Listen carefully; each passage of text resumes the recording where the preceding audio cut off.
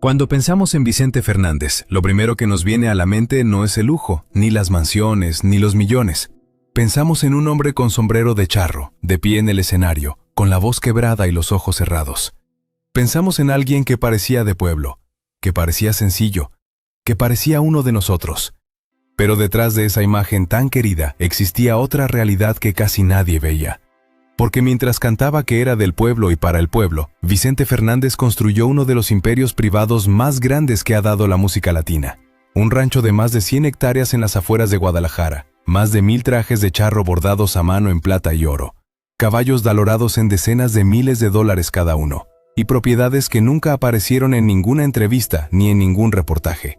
Y tras su muerte en diciembre de 2021, algo ocurrió que los medios no contaron del todo.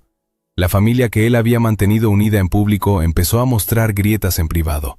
Grietas sobre quién controla qué, sobre qué pasa con el rancho, sobre quién firma los contratos del catálogo musical, sobre qué se hace con todo lo que dejó.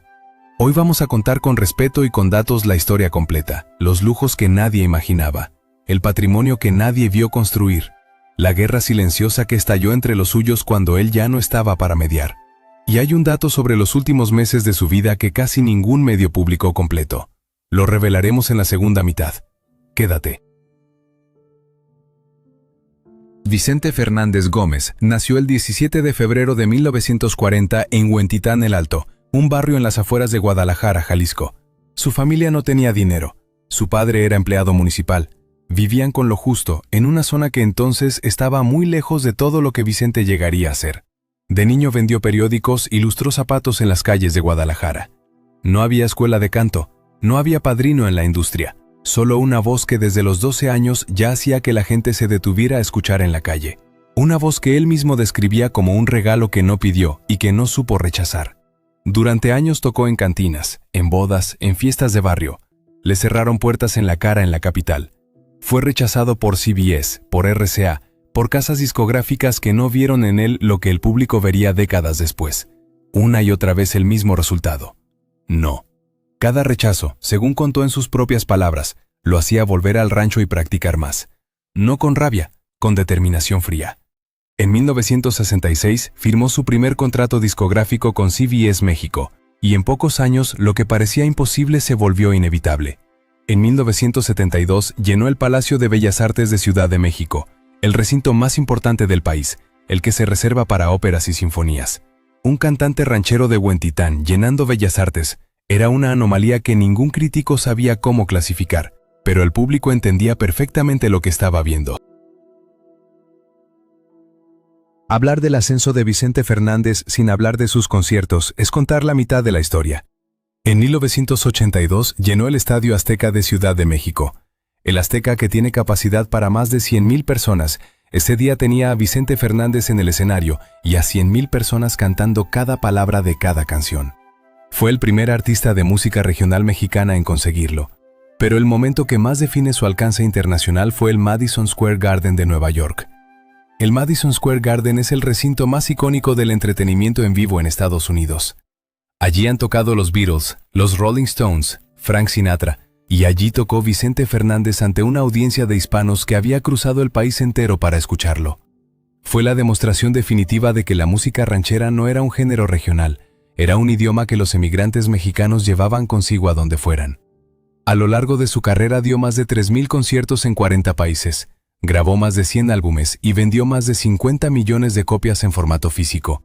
Ganó 3 Grammy latinos, un Grammy norteamericano, y recibió estrellas en los paseos de la fama de Hollywood y Las Vegas. Todos esos números son impresionantes, pero lo que más impresionaba a quienes lo veían actuar en vivo era que en cada concierto, en cada noche, cantaba como si fuera la primera vez. Antes de hablar del rancho, hay que hablar de la mujer que estuvo detrás de todo. María del Refugio Abarca Villaseñor, Doña Coquita, se casó con Vicente en 1963. Él tenía 23 años, ella 18. Los dos sin un peso en el bolsillo y con la única certeza de que él tenía una voz que podía cambiarles la vida. Doña Cuquita no viene de familia rica, viene de una familia humilde de Guadalajara que aceptó a Vicente cuando todavía no era nadie. Y esa mujer, que podría haber desaparecido en la sombra de un hombre cada vez más grande, se quedó. Crió a 3 hijos, administró el hogar durante las giras interminables. Aguantó las ausencias, los rumores, las noches sin dormir preguntándose en qué ciudad estaría su marido esa noche. 58 años de matrimonio sin un día de separación legal. Vicente hablaba de ella en entrevistas con una reverencia que no tenía con casi nadie más. Decía que todo lo que había construido lo había construido para ella, que el rancho era su casa, que mientras ella viviera nadie tocaría las Tres Potras, que si algo le pasaba a Cuquita antes que a él, no tendría motivo para seguir. Esa promesa hoy pesa sobre sus hijos como una losa, porque doña Cuquita sigue viva y sigue en el rancho. Las Tres Potras es un rancho ubicado en el municipio de Tlajomulco de Zúñiga, en las afueras de Guadalajara. No es una finca de tamaño normal. Son más de 100 hectáreas de terreno propio con establos para más de 100 caballos, varias pistas de charrería, una capilla privada con capacidad para 200 personas, casas de huéspedes, helipuerto y un estadio de charrería con capacidad para miles de espectadores. Vicente empezó a construir las Tres Potras en los años 70, cuando ya tenía los primeros ingresos sólidos de su carrera. Compró la tierra poco a poco. Construyó primero los establos porque los caballos llegaron antes que las habitaciones. Decía que un hombre sin caballos en Jalisco no era nadie, y él iba a ser alguien con muchos caballos. Dentro del rancho hay árboles que Vicente plantó con sus propias manos en los años 70. Hay una colección de arte que incluye pinturas de autores reconocidos, esculturas y piezas decorativas que nunca fueron tasadas públicamente. Hay una capilla donde la familia celebraba misas privadas cada semana, con un altar traído de una iglesia del siglo XVIII en Jalisco. Y hay una sala de trofeos donde conviven los Grammy, los discos de oro y los reconocimientos que ningún otro artista del regional mexicano ha igualado. El rancho recibió a presidentes de México, a artistas internacionales, a toreros, a deportistas. Era el centro del universo de Vicente Fernández, el lugar donde era más él mismo, sin cámaras y sin audiencia. Y cuando murió, las Tres Potras quedaron en silencio por primera vez en décadas. Aquí viene el primer dato que casi nadie te cuenta. Vicente Fernández tenía más de 1000 trajes de charro. 1000 trajes. No es una exageración ni una cifra aproximada. 1000 trajes documentados, catalogados, con ficha propia indicando en qué año se hizo cada uno, quién lo diseñó y en qué concierto se usó por primera vez. Algunos de esos trajes estaban bordados completamente a mano en hilo de plata y oro, con sombrero y botas a juego diseñados por los mejores artesanos de Guadalajara y Ciudad de México. El coste unitario de los más elaborados superaba en varios casos los $50,000. Y había más de 1000. Esos trajes no estaban guardados en cajas.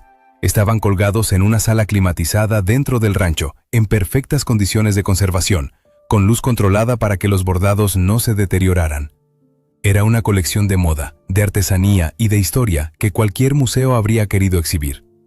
Vicente la consideraba parte de su identidad, no de su patrimonio.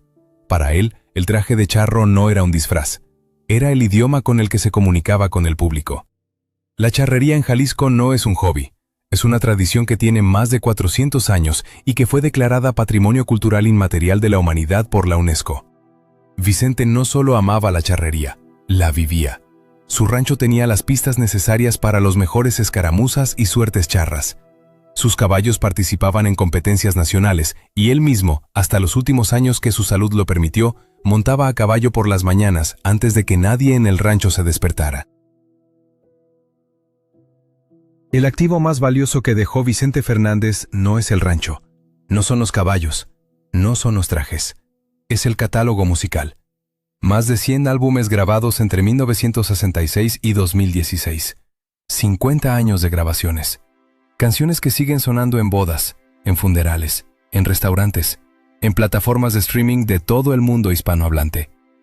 Cada vez que suena Lástima que seas ajena en Spotify, alguien cobra.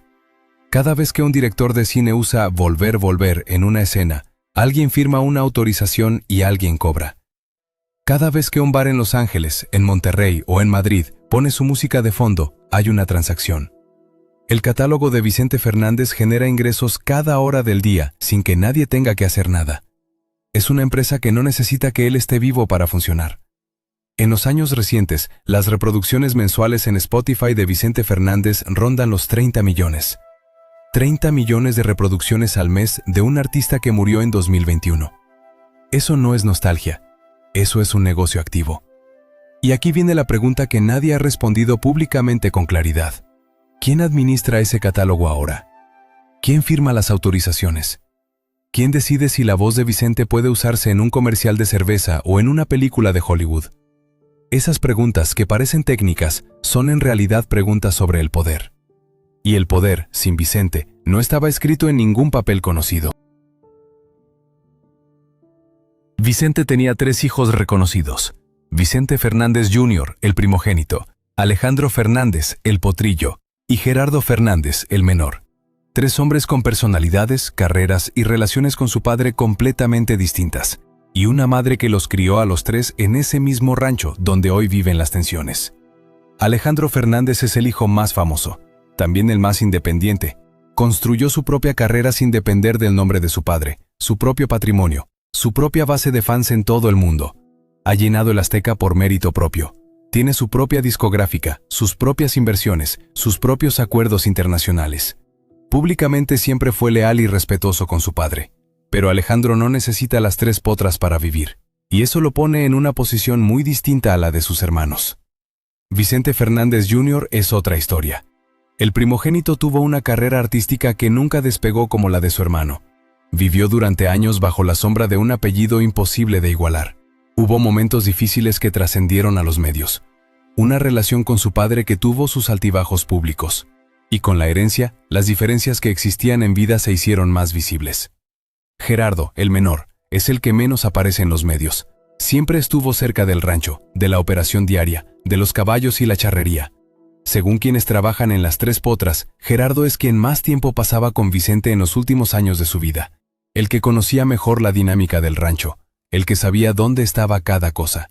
Y eso, en una herencia sin testamento público claro, tiene un peso enorme que no se puede medir en papeles. En agosto de 2021, Vicente Fernández fue hospitalizado en el Centro Médico CMQ de Guadalajara tras una caída en su rancho.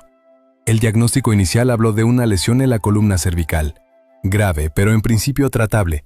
Lo que nadie imaginaba es que esa hospitalización sería la última.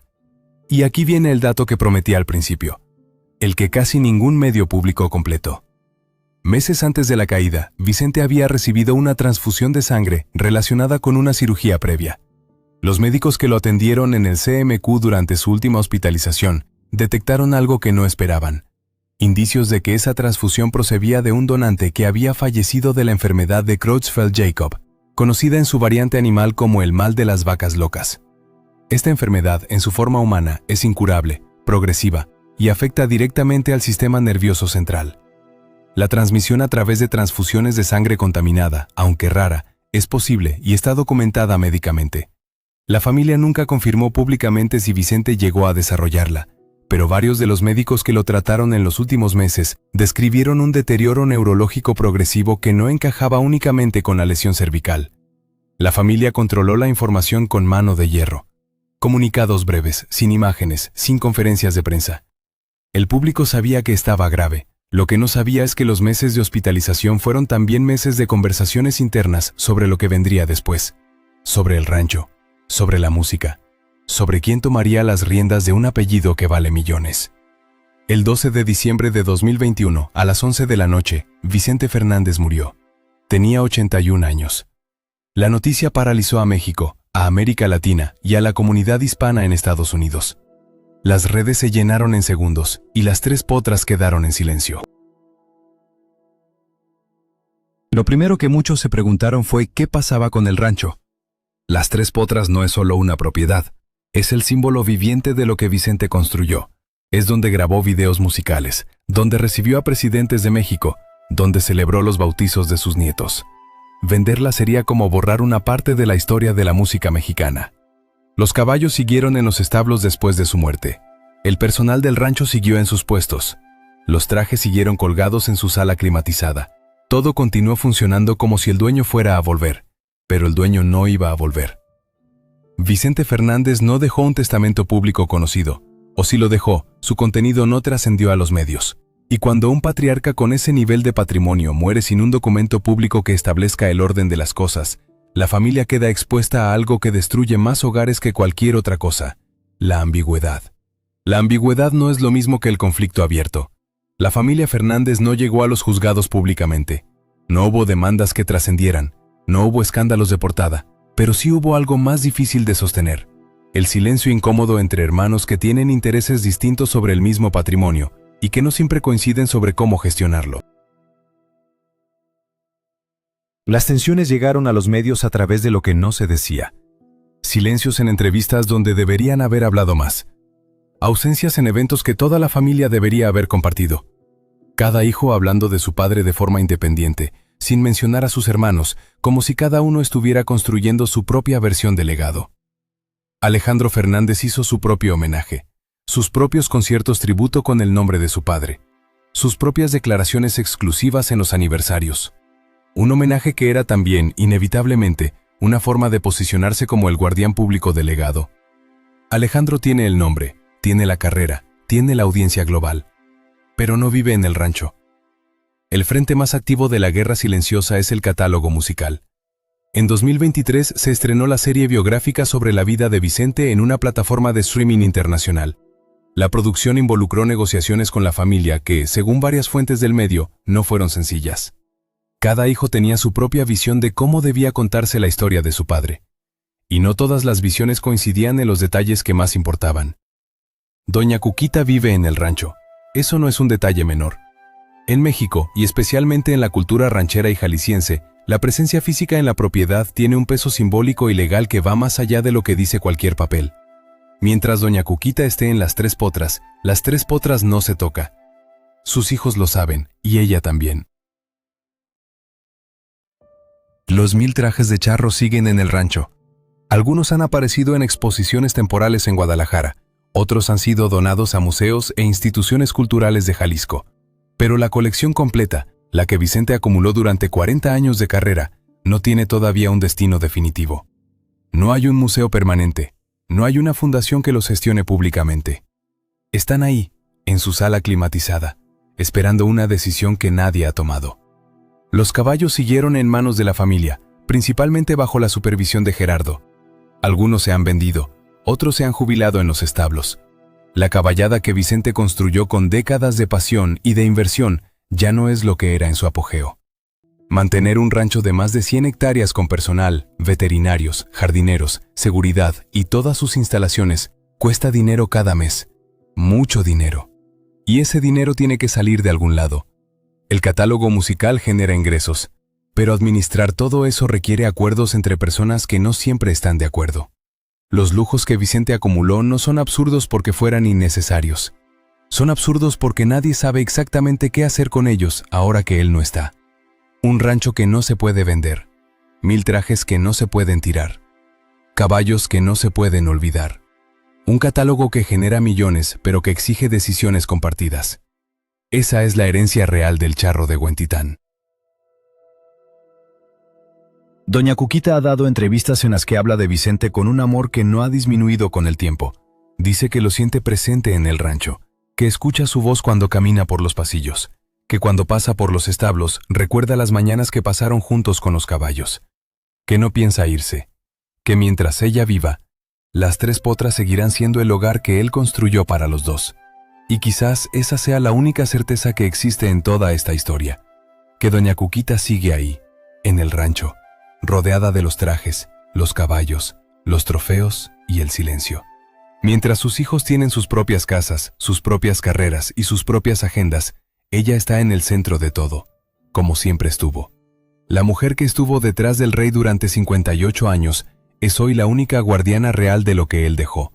Pero Doña Cuquita tiene más de 80 años. Y la pregunta que nadie quiere hacer en voz alta es, ¿qué pasa cuando ella ya no esté?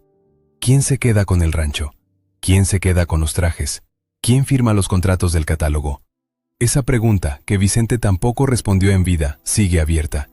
Y el tiempo no espera. Fuera del rancho, el legado de Vicente Fernández sigue creciendo como si él no hubiera muerto. Sus canciones acumulan más de 30 millones de reproducciones mensuales en Spotify. En YouTube, sus videoclips oficiales tienen miles de millones de reproducciones acumuladas. En México, en Estados Unidos, en toda América Latina, la voz que empezó en las cantinas de Huentitán nunca dejó de sonar. En los aniversarios de su muerte, los trending topics en redes sociales se llenan de su nombre en toda América Latina simultáneamente. No hay artista del regional mexicano con ese nivel de presencia colectiva en el imaginario hispano. Ni Joan Sebastián, ni Antonio Aguilar, ni Juan Gabriel.